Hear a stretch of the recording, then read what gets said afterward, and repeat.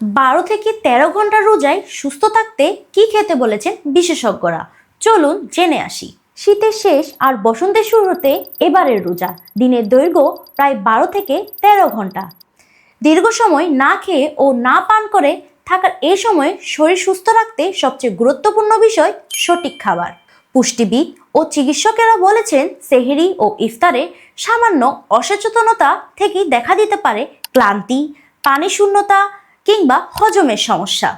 বিশেষজ্ঞদের মতে সেহরি এমন খাবার খাওয়া জরুরি যা ধীরে ধীরে শরীর হজম করতে পারে এবং দীর্ঘ সময় শক্তি যোগায়। আপনার সেহরির তালিকায় রাখতে পারেন এমন খাবার হলো: 1. পরিমাণ মতো ভাত ও রুটি। 2. ডাল, ডিম বা মাছ। 3.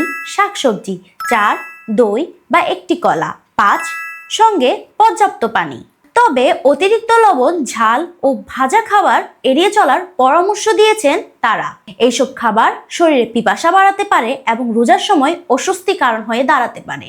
তাছাড়া দিনভর রোজার পর ইফতারে হঠাৎ করে বেশি খাবার না খাওয়াই ভালো, এমনটাই বলেছেন চিকিৎসকেরা। আপনার স্বাস্থ্যকর ইফতারে আপনি রাখতে পারেন: 1. 2-3টি খেজুর। 2. পানি বা লেবুর পানি। 3. মৌসুমী ফল। 4. হালকা খাবার যেমন চিড়া, ছোলা বা সেদ্ধ ডিম।